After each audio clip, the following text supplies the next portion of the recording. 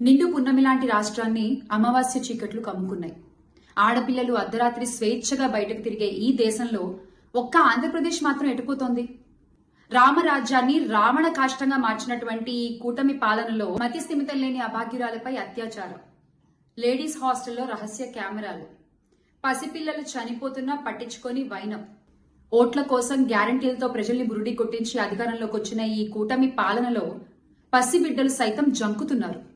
బాబొస్తే అదొస్తుంది, బాబొస్తే ఇదొస్తుంది, ఉచిత సలహాలు, ఉచిత బస్సులు ఇవేవి మాకు అక్కర్లా.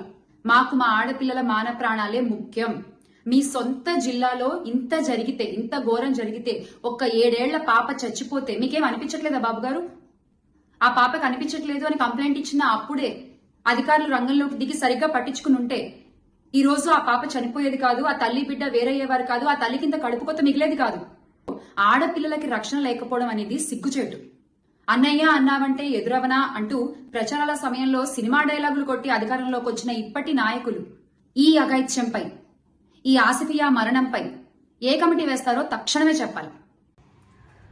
వైసీపీ పార్టీ నుంచి అధికార ప్రతినిధిగా కొత్తగా అధికార ప్రతినిధిగా అవతారం ఎత్తిన చామలక్కయ్య పాపం నిన్న చాలా గట్టిగా ప్రభుత్వాన్ని ప్రశ్నిస్తుందండి. ఎందుకంటే పొంగనూరులో ఒక చిన్న పాప, 7 ఏళ్ల పాప, మైనారిటీ బాలిక అక్కడ అదృశ్యం అయింది. దానికి సంబంధించి పోలీస్ కంప్లైంట్ ఇస్తే వెంటనే పోలీసులు కూడా కంప్లైంట్ తీసుకుని హుటాహుటిని ఇన్వెస్టిగేట్ చేశారు. కానీ దురదృష్టవశాత్తు ఆ పాప శవమై తేలింది.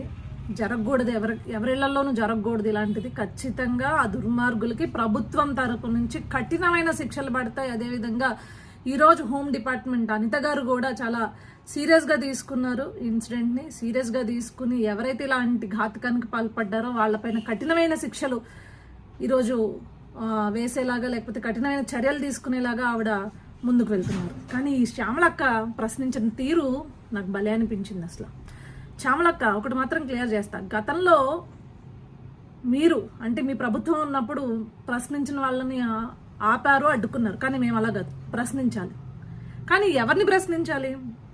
గతంలో మీ ప్రభుత్వం మొద్దు నిద్రపోయింది చూడు, అప్పుడు బయటకు వచ్చి ప్రశ్నించుంటుంటే ఎస్ కరెక్ట్ అయిన ఆడదాన్ని నువ్వు, ఆడవాళ్ళ కోసం నిలబడ్డావు అని శభాషని మేము కూడా అనేవాళ్ళు. గతంలో మీ ప్రభుత్వం ఎంతోమంది ఆడబిడ్డల మాన ప్రాణాలు పోతున్నా నోరు మూసుకుని కూర్చున్నప్పుడు నీకు ప్రశ్నించే అసలు హక్కు కూడా లేదనమాట. అంటే నీ పరిస్థితి ఎలా ఉందంటే అత్రపు పెళ్లి కొడుకుంటే అత్తమెల్లో తాలిగట్టాడంట, అలా ఉంది. కొత్త పదం వచ్చిన వెంటనే పాపము ఏదో మాట్లాడేయాలని చెప్పేసి మన ఘనమైన గత చరిత్రను మర్చిపోతే ఎట్లక్క? 4 ఇన్సిడెంట్స్ చెప్తాను అక్క. ఎంతో మంది ఆడబిడ్డలు మాన ప్రాణాలు కోల్పోయారు గత ప్రభుత్వంలో, అంటే గత 5 ఏళ్లలో. దాంట్లో ఒక్క 4 ఇన్సిడెంట్స్ చెప్తా. ఏ రోజు నువ్వు వచ్చి మాట్లాడావో నాకు ఒకసారి బయటకు వచ్చి చెప్పు.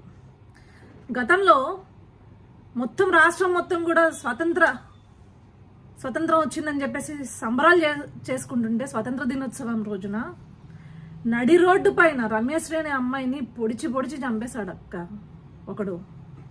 కనీసం అంటే కనీసం వైఎస్ఆర్సీపీ ప్రభుత్వం నుంచి ఒక్కడు కూడా బయటకు వచ్చి ఆ ఇన్సిడెంట్ గురించి మాట్లాడలేదు, దాని ఇన్వెస్టిగేషన్ గురించి మాట్లాడలేదు. ఎవడైతే చేశాడో, నేరం చేశాడో ఆ నిందితుడికి కఠినమైన శిక్షలు వేస్తామని కూడా కనీసం చెప్పలేదు. ఆఖరికి ప్రతిపక్ష నాయకులు వెళ్ళి పరామర్శించడానికి వెళ్దాము అనుకుంటే ఆపిన ప్రభుత్వం అక్క మీది. ఆ రోజు ఎందుకు బయటకు వచ్చి ఒక ట్వీట్ కూడా ఇలా? అప్పుడు ఆ ఆడబిడ్డది మానం కాదా, ఆడబిడ్డది ప్రాణం కాదా? యాడిపోయావు అప్పుడు? ఇంకొక ఇన్సిడెంట్ అక్క, నరసరావుపేటలో అనూష అనే ఒక ఆడబిడ్డని తనతో పాటు చదువుకున్న ఒక దుర్మార్గుడు, తమరి కులానికి సంబంధించిన వాడే, చంపేస్తే కనీసం ఒక్క ప్రెస్ మీట్ లేదక్క మన ముఖ్యమంత్రి గారి దగ్గర నుంచి, అప్పటి ముఖ్యమంత్రి జగన్మోహన్ రెడ్డి దగ్గర నుంచి. మరి ఆ రోజు ఆడపోయావక్క? ఆ రోజు మొద్దు నిద్రపోతుంది కదక్క ప్రభుత్వం, అప్పుడు ఎందుకు రాలేదక్క బయటకు ప్రశ్నించడానికి?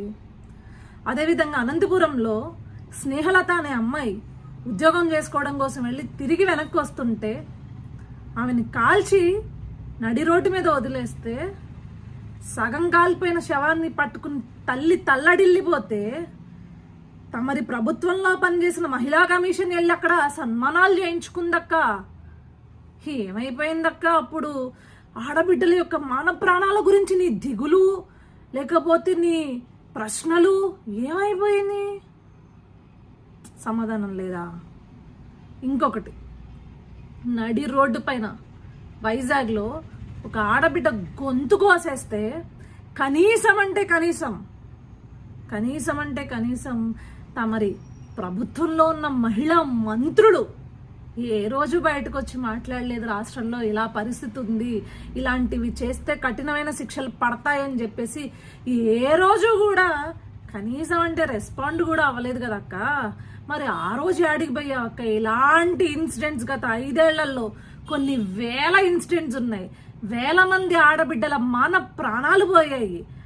దానికి సమాధానం చెప్పండి అంటే కనీసం మళ్ళీ చెప్తున్నా, బయటకు వచ్చి దాని గురించి చెప్పిన నాదుడే లేడు కదా ప్రభుత్వం నుంచి. మరి ఆ రోజు ఎందుకు ప్రశ్నించలేదు, ఈ రోజు ఎందుకు ప్రశ్నిస్తున్నావు? ప్రశ్నించాలి. ఎవరిని ప్రశ్నించాలి? ముద్దు నిద్రపోతున్న ప్రభుత్వాలని ప్రశ్నించు, అదేవిధంగా అలసత్వం వహిస్తున్న అధికారులను ప్రశ్నించు, పని చేసే వాళ్ళని కాదు. పని చేసే వాళ్ళని ప్రశ్నిస్తే రాజకీయం చేసినట్లు ఉంటుందన్నమాట. ఇప్పుడు నీకు రాజకీయం కావాల్సి వస్తే రాజకీయంగా నీ బ్రతుకేంటనేది మేము ముందు నీకు చూపిస్తామన్నమాట.